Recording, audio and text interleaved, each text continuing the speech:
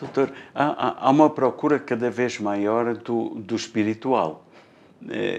Nós vemos que vemos pessoas a quererem saber o que é o budismo, o que é o hinduísmo, o que é o espiritismo. Pessoas procuram, outros têm que ouvir os discursos todos do Papa. Vê-se que o ser humano começa a procurar cada vez mais algo mais que o material, não é? Que o dia de hoje sente-se que as pessoas já trazem consigo algo de divino, que as leva a perceberem que é impossível isto acabar amanhã, tudo, não é? Sabe que houve uma época que se morria de neurosífilis, que não se conhecia penicilina. Hoje se morre de mediunidade. O que está acontecendo é o seguinte: as doenças elas estão sendo controladas.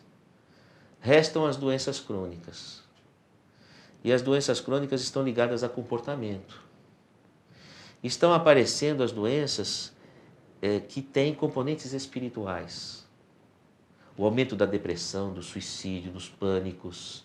Começam a aparecer as desordens que evidenciam a sensibilidade espiritual. O uso de drogas induz aos estados de transe. Então está aparecendo essa questão do espiritual. E com as democracias e a liberdade de pensamento, porque as ditaduras estão caindo, a liberdade do pensamento religioso. Começa a haver a liberdade do pensamento religioso, a liberdade de buscas individuais. E como as pessoas estão cada vez mais vivendo problemas espirituais, elas estão começando a buscar respostas no orientalismo, transfixando os dogmas que vieram do medievo, não é? Procurando concepções espirituais que tenham entrelace com a ciência. Como é que o Unispírito aqui vai ajudar neste campo? Através do estudo, não é?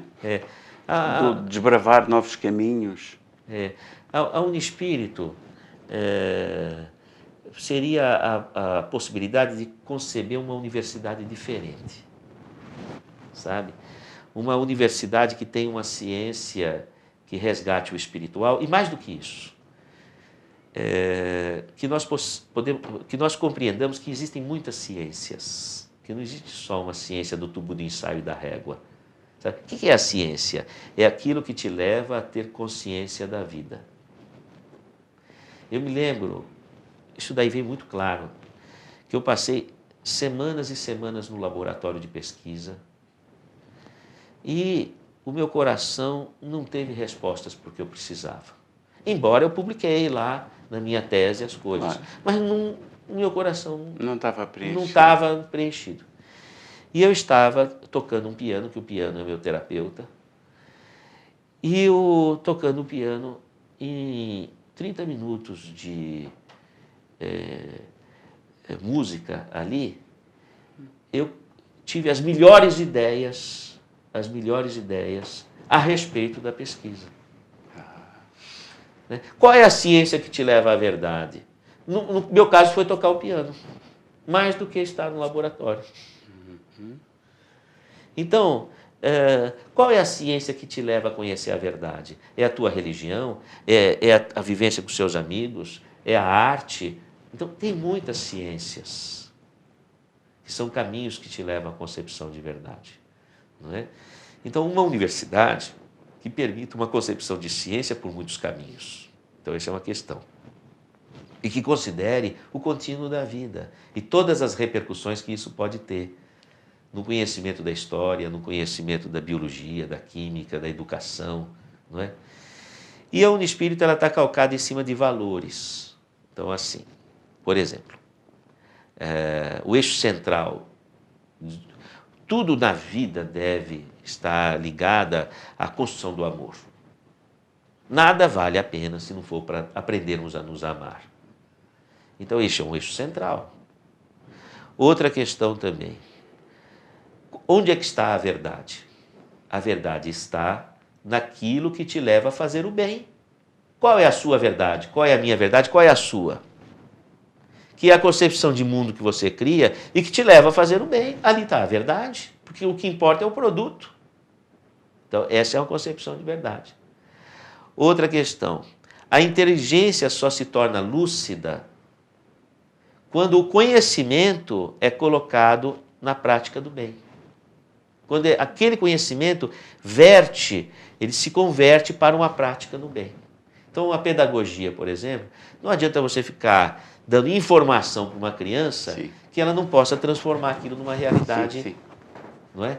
Então, a pedagogia deve estar voltada para isso. Então, a Unispírito, ela traz uma concepção de conhecimento que só se configura como iluminação de consciência quando o aluno pegou aquele conhecimento e transformou em alguma atitude do bem que seja transformador da sociedade. Veja, como uma partitura de música. Você vai abrir uma partitura de música para tocar uma música popular, um Tom Jobim, um Chopin, um Beethoven, não importa. Aquela partitura não é a música. A música vai ser a leitura que você vai fazer da partitura. Aí a música se completa. Não é? E cada pessoa vai fazer a sua leitura. Então é na experiência da ação prática que o conhecimento faz música, que o conhecimento existe, que ele cria vida. Então é uma universidade que tem uma concepção diferente. Não é... Veja bem, eu estou numa universidade conversando com um amigo. O que você está fazendo, meu amigo? Estou fazendo um doutorado.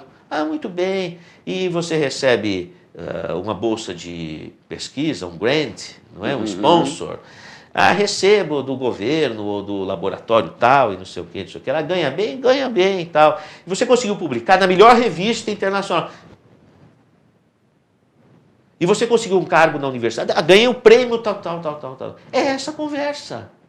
Ele não está dizendo assim, olha, eu estou na universidade lutando para ver se eu consigo um modelo sociológico que traga paz, porque a humanidade precisa de paz. Que entenda por que quem leva uma pessoa a se suicidar, porque muita gente está se matando. Eu estou na universidade para isso. É para isso? Aí sim. Porque a conversa hoje é pela titulação, pela publicação, né? Então, a aferição da verdade na Unispírito, na nossa concepção, é assim. O que você está fazendo e o que você está melhorando nas pessoas? Não tem título. Qualquer um pode... Qualquer um. Qualquer um pode estudar. Pode. Se eu estou numa comunidade que tem uma realidade social para ser transformada, e eu tenho alunos iletrados, eu vou falar na língua deles para transmitir um conceito de ação para transformar a realidade social deles. Então, é um tipo de concepção diferente da universidade, que já faz aquilo que ela faz com a competência que faz. É um outro tipo de concepção, essa da Unispírito. Não é? As suas palestras são sempre... eu não direi pedagógicas, elas, a maior parte das palestras são aulas autênticas, em que interage com as pessoas, em que procura e está preocupado em que as pessoas percebam o que está a transmitir, o que está a dizer. No fim, é comum, é vulgar haver muita gente a falar com o doutor, novos, meia-idade, velhos, enfim. O que lhe vai na alma quando vai fazer uma palestra, digamos, é que as pessoas saiam a saber mais que quando chegaram, que quando se sentaram. É que vale a pena estar ali uma hora e meia, quer dizer, não para dizer que foi mais uma, mas que foi profícuo, que foi... Rui, você fez uma observação muito interessante, que tem uma ligação com... Veja bem, eu estou buscando uma coerência, sabe? Você sabe que há alguns anos atrás, eu estava envolvido com a pesquisa científica e trabalhava num laboratório de pesquisa científica. Eu fazia engenharia genética. E Isso foi no começo logo depois que eu me formei. E eu pesquisava no laboratório e chegava em um determinado tempo que eu tinha que passar para o computador. Na época nem era computador, era máquina de escrever que nós usávamos. Então eu não precisava ir para a universidade porque eu precisava apenas de escrever e montar os trabalhos, etc. Eu acordava de manhã e eu não conseguia porque eu sentia sonolência, um peso no corpo. Aí eu dormia mais 1 hora, depois mais uma e não conseguia fazer. E naquela ocasião, eu comprei um cachorrinho. E o cachorrinho, às 5 da manhã, ele acordava. E se eu não levasse ele para passear, ele fazia necessidades em casa. Então eu levantava rapidamente, não é? 5 da manhã, e levava o cachorrinho. E aquela brisa batia no meu rosto, fresca. Eu passava na banca de jornal, comprava um jornal, passava na padaria, tomava, no Brasil chama-se pingado, aqui é o galão. Quando eu voltava, eu estava disposto. E eu percebi que, na verdade, é o seguinte, se eu não cuido de alguém, ou de algum animalzinho, ou de uma pessoa, se eu não cuido de alguém, eu não tenho felicidade. Então eu percebi que eu tenho vocação para ser um médico, eu preciso cuidar de alguém. E quando eu vou dar uma aula, eu sinto que eu estou cuidando também, como se fosse uma consulta. E os meus professores que me ensinaram o que eu falo nas palestras foram os meus pacientes. Então, se os meus pacientes me ensinaram o que eu falo na palestra, são coisas que eles vivem, são coisas verdadeiras. É natural que depois da palestra venham conversar comigo, eu tenho aquilo que você falou. Porque eu não estou falando uma coisa do meu gabinete que eu escrevi das minhas ideias. Eu fiz anotações do que os meus pacientes me falaram, que são os meus professores. Então, por uma questão de coerência, quando eu estou dando uma palestra, eu sinto como se eu estivesse atendendo. Porque quando você fala um conceito que vai na mente de uma pessoa, aquilo modifica a química da pessoa. Então, eu sinto, quando eu estou dando uma palestra, que eu estou fazendo uma neurocirurgia, uma cirurgia neuropsíquica. Porque se eu falo um conhecimento, gero um conhecimento, comento, explico algo que é verdadeiro e, de fato, é verdadeiramente transformador para uma pessoa, eu vou modificar a química do cérebro dela. Então, eu tenho ali 10 alunos, ou 15, ou 100 alunos, eu tenho 10, 15, 100 pacientes à espera de uma ação terapêutica.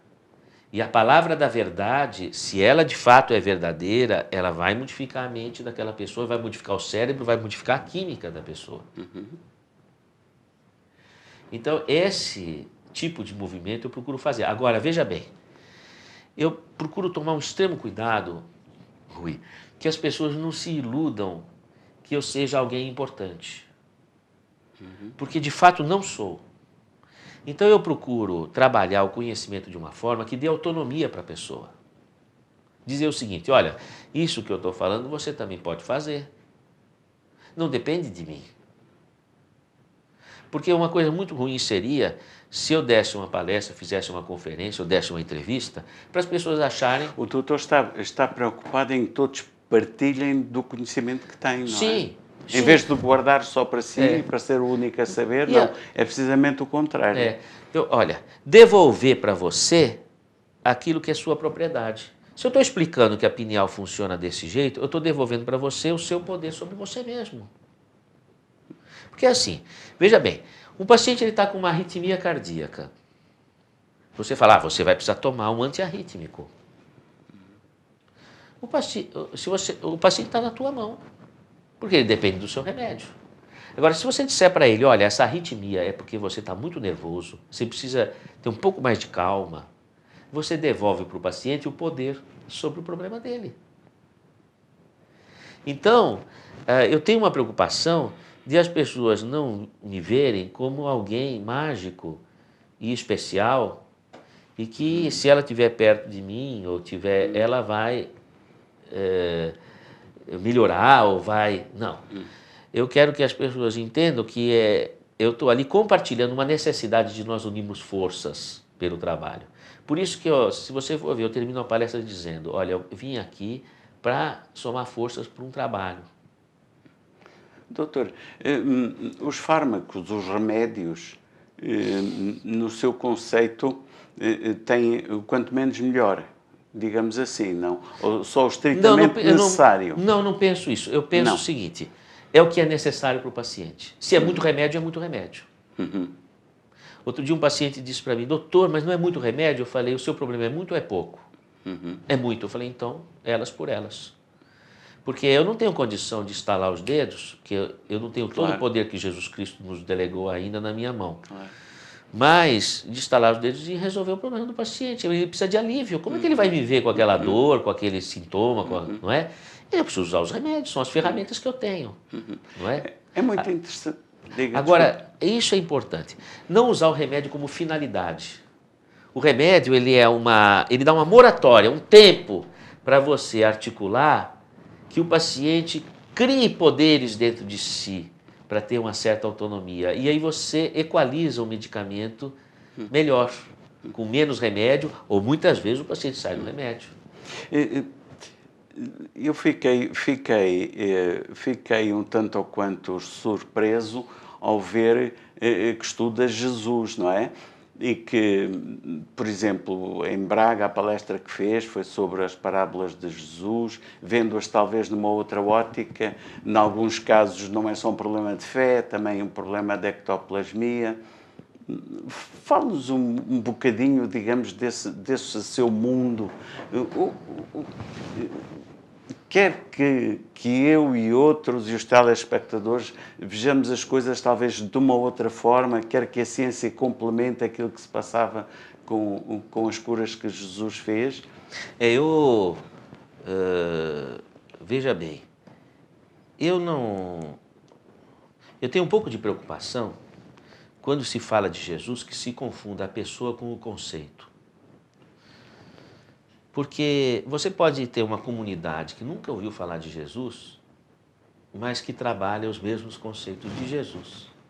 E você pode ter uma comunidade que é devota de Jesus na cruz, se ajoelha àquela imagem, mas nas suas ações não exercem o que Jesus falou. Mais está aquele que nunca ouviu falar de Jesus com Jesus, pelas ações, do que o outro que tem um símbolo de Jesus dizendo eu sou Jesus. Então, a gente não pode confundir muito. A gente não segue a Jesus como figura humana ou figura deífica, não é isso. A gente segue o caminho. Eu vim trazer o caminho, a verdade e a vida. Para a gente não fazer de Jesus um guru. Sim.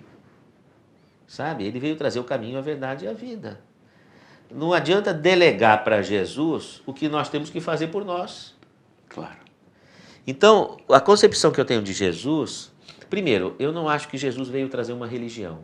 Ele veio trazer a harmonia entre todas. Então, uma pessoa que seja de Jesus, ela não pode dizer a minha religião leva ao paraíso e a sua não. Ele veio dizer que não é o rótulo religioso, mas é a ação da pessoa na caridade que a aproxima de Deus. Não importa o rótulo religioso que a pessoa tenha, ou a concepção cultural que ela tenha. Então, eu me preocupo muito com a questão da figura de Jesus como sendo uma mítica de um personagem, se esquecendo vamos dizer assim, dos caminhos, não é? E os caminhos de Jesus abraçam a todas as pessoas, sejam elas de qualquer raça, de qualquer religião, de qualquer... eu falo de qualquer raça, mas o ser humano é uma raça só, não é? Você não tem outra raça a não ser o Homo sapiens. O Homo sapiens é uma raça só. Então, todos que vivem no planeta e que são seres humanos são da mesma raça. Pode ter etnias diferentes, mas são da mesma raça. Agora, de todas as raças, inclui os animais e todos os seres da natureza. E Jesus abraçou o conceito do caminho, da verdade e da vida, abraçou a todos.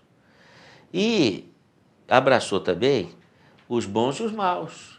Abraçou também, seja quem for, homem, mulher, homossexual, heterossexual, o que for. O importante é a pessoa acertar os caminhos no bem. Esse é importante. No seu discurso, uma coisa que surpreende também, ou que pelo menos é um tanto ou quanto nova, é o facto de os mais velhos, 75, 80, 85 anos, quer dizer, continuam a ter, se calhar, até poderes diferentes daqueles que tinham em termos curativos, eu diria, em termos de imposição de mãos, quando muitas vezes havia a ideia que quanto mais velho está, quase que já está reformado. Eu diria assim, não é? Quer dizer, com aquele já não se pode contar. E o doutor traz uma visão diferente, quer dizer, é precisamente com esses que nós devemos contar. São precisamente esses que devem ajudar a gestante, aqueles que estão em sofrimento. É assim? Sabe que a gente precisa também conhecer a essência da natureza, né? Numa sociedade que não tem livros, o idoso é o livro. O idoso é o livro. Por isso só ele conheceu aquilo que o jovem não viu. Então o idoso é preservado ao extremo, não é? Porque ele é a referência. É a memória viva, não é? A memória viva. Porque só existe a memória viva numa comunidade que não tenha livros. E a gente não pode fazer com que os livros que vêm para nos instruir façam a gente perder essa noção. Porque um livro ele é bidimensional. É uma página com altura e largura. Ele não traz a pluridimensionalidade da vivência que o idoso continua trazendo. Não tem, um livro não substitui É maravilhoso, não é? o idoso, não é? Então, se nós não tivermos um diálogo com o idoso, procurando enxergar dentro, ainda que haja limitações, não é? Sempre há escaninhos do viver que ele guarda como experiência, para dizer por onde devemos e por onde não devemos caminhar. Então a gente não pode fazer a tecnologia, o livro que instrui, excluindo excluir o objeto de instrução mais rico, não é? Então começamos por aí. Segundo, quem vai ensinar essa questão vai ser o André Luiz em Mecanismos da Mediunidade. Quando ele diz que quando a pessoa está mais madura, ela tem mais magnetismo. E é verdade. Veja bem, se o corpo está perdendo matéria, então ele está soltando energia. Então uma pessoa de mais idade solta mais energia. Não é? Então, às vezes, ele não está mais com aquela aptidão para administrar a instituição. Mas ele, com aquela energia toda e a vivência e o coração aprimorado no amor, coloca numa sala de curas. Para aquele magnetismo ser aproveitado, não é? Isso não faz sentido? Completamente. Não é? Então, eu acho que a gente precisa, às vezes, parar um pouquinho para pensar e lembrar a essência das coisas. A obra de André Luiz, para si, tem uma importância imensa, não é? Olha, na minha concepção, a obra psicográfica do Chico Xavier é psicologicamente verdadeira, historicamente verdadeira e cientificamente verdadeira. Eu comparo a obra do Chico, talvez, para a filosofia espiritualista, aquilo que Sócrates e Platão é para a filosofia como base.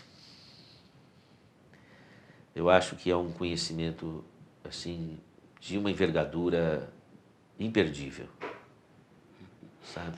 A importância do estudo é inquestionável. É importante estudar sempre. Manter, abrir a mente, não é? Sabe que uma vez... Abrir os horizontes. Estarmos dispostos para aprender outras coisas, de outra forma, não é? Sabe que uma vez uma paciente veio me dizer, satisfeita, doutor Sérgio, eu já li 3 livros do André Luiz que o senhor falou, eu já li 3 livros. Eu falei, nossa, a senhora lê rápido. E não é bom, doutor Sérgio? Eu falei, não.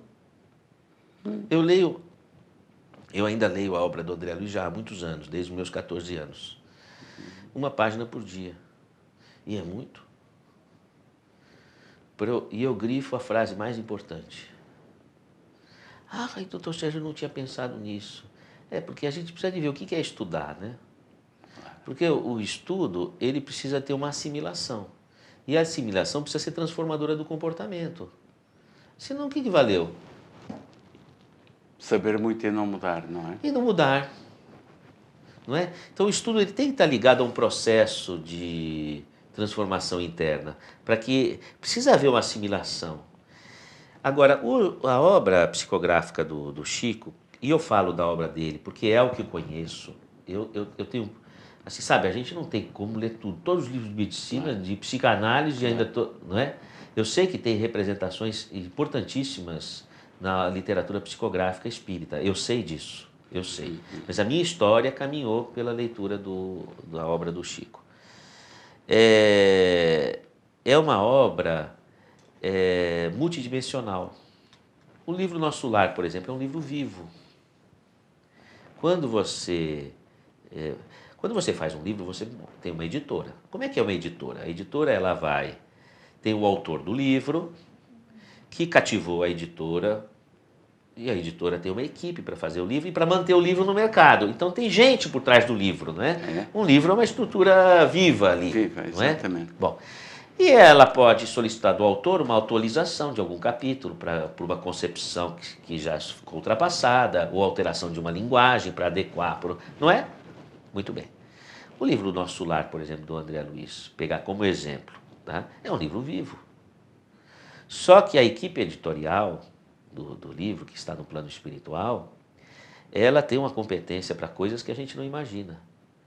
Já está pré-concebido que a pessoa que for ler o livro vai entrar dentro de um programa da edição daquele livro. Seria equivalente a uma pessoa que compra um livro com um número que a coloca numa atualização online, tem uma equipe para responder perguntas. Sim. Não existe isso hoje? Então o livro, se ele pega um livro psicográfico, por exemplo, tem uma equipe, o Nosso Lar, por exemplo, tem uma equipe responsável por aquele leitor.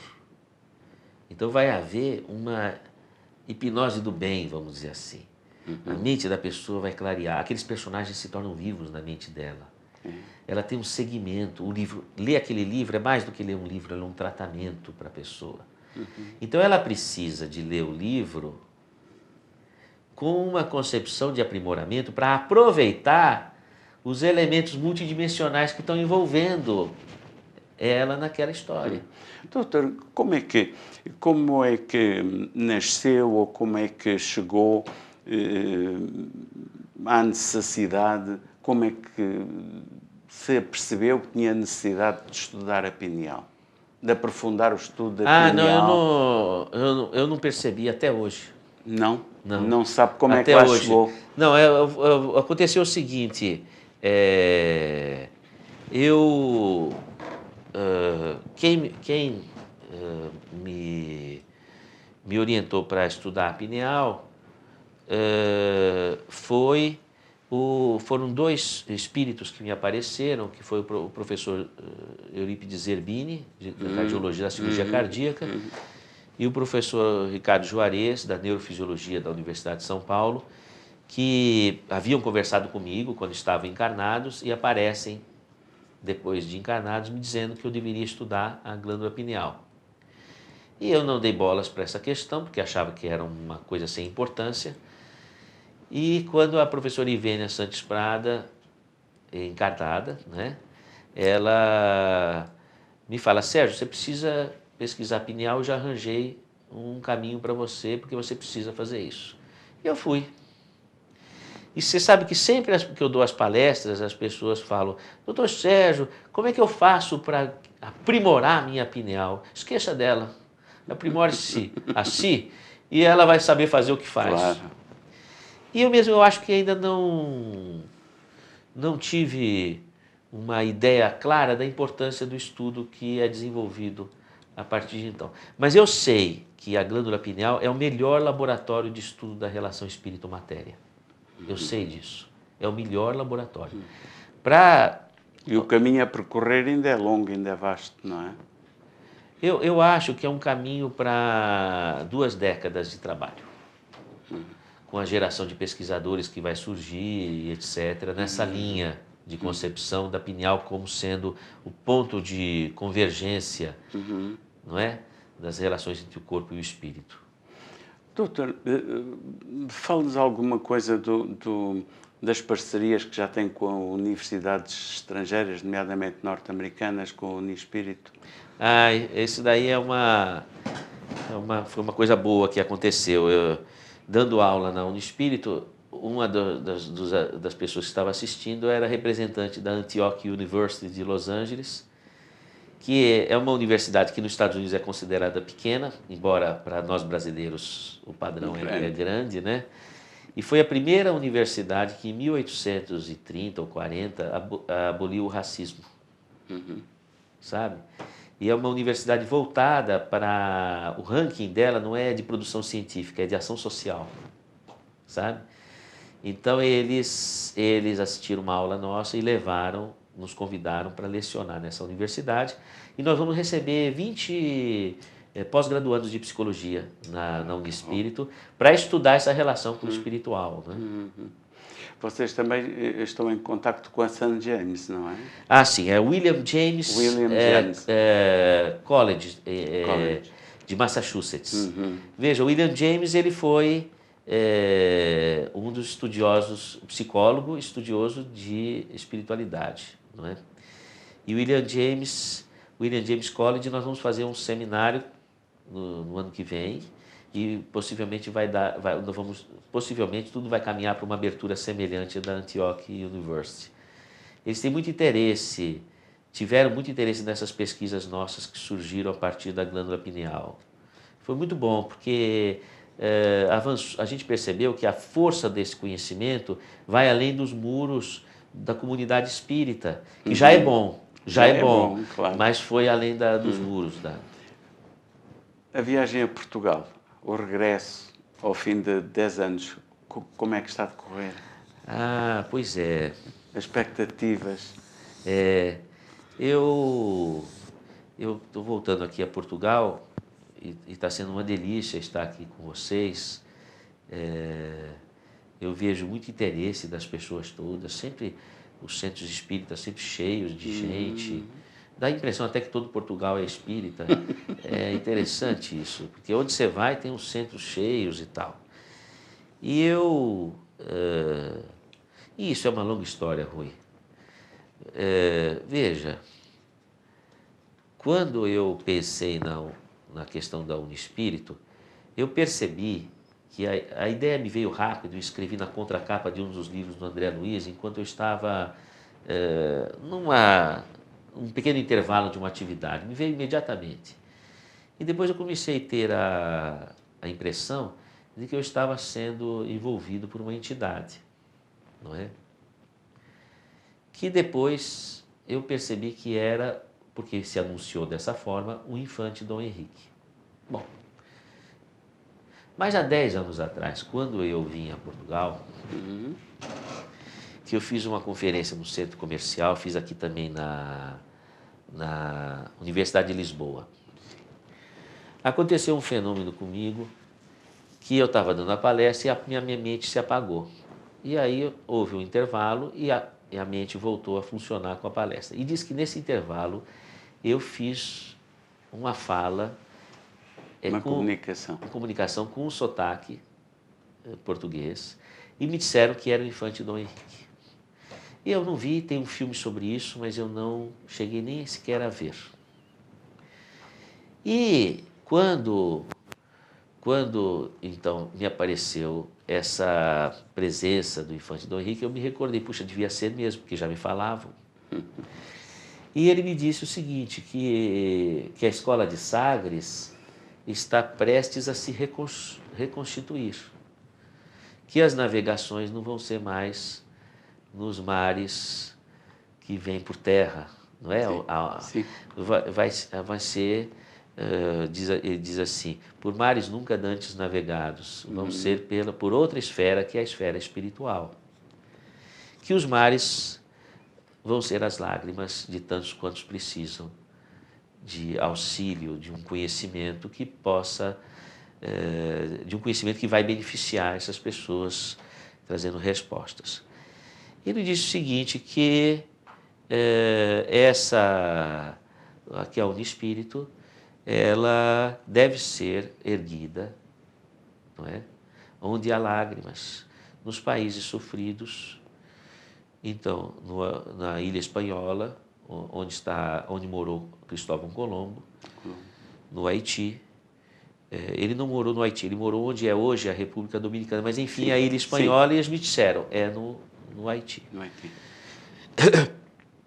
No Angola, Moçambique, Timor-Leste e Macau. E nos países em desenvolvimento, que montassem estruturas que permitissem ajudar a concepção desse trabalho nesses países. E aí foi uma coisa estranha, porque eu falei, como é que eu vou para a África? Como eu vou para o Haiti? E foi que me apareceu no consultório o pessoal da África e Angola, a Amélia e o Trajano, e nos convidaram para montar um espírito lá. E nós estamos vendo que caminhos que vamos construir para isso. Foi quando eu recebi uma carta de uma clínica no Haiti dizendo que estudavam as minhas aulas. Sim. E parece até que foi coincidência, porque como é que pode um espírito dizer que é da escola de Sagres, que é o Infante Dom Henrique, que eu ia montar essas universidades nesses locais e logo depois esses locais se corresponderem comigo e chegarem, quer dizer, uma coisa muito impressionante, né? E qual não foi a minha surpresa de, ao receber o convite aqui para Viseu, a universidade que vai apoiar a Unispírito lá em Angola é a Universidade Jean Piaget, se todas as coisas derem certo, que tem a sede aqui em Viseu. Como se não bastasse isso, e já nos reunimos com eles e vamos tratar desse assunto. Como não se bastasse isso, eu descobri que Viseu era a cidade do Infante Dom Henrique, que foi cedida a ele. Uhum. Eu falei, nossa, mas não é muita coincidência demais, é muita coisa assim, não é? E eu acho mesmo que, então, baseado nesses fatos, que eu não estou tendo uma alucinação, que a coisa é... É mesmo verdade. É mesmo verdade, não é? Então, eu acho que essa visita a Portugal, ela está sendo assim uma luz de esclarecimento. E, de fato, nós vamos montar aqui um cérebro que possa pensar os caminhos desse projeto. Nós vamos ter que montar aí uma comunicação com essa escola de Sagres, porque deve haver 1 milhão de orientações. Né? Eu descobri coisas interessantes que eu não tinha pensado. Por exemplo, que esse espírito me disse que os Lusíadas de Camões têm mensagens criptográficas. Tem questões ali que têm que ser lidas com o pensamento espiritualista, existencialista, para você saber interpretar.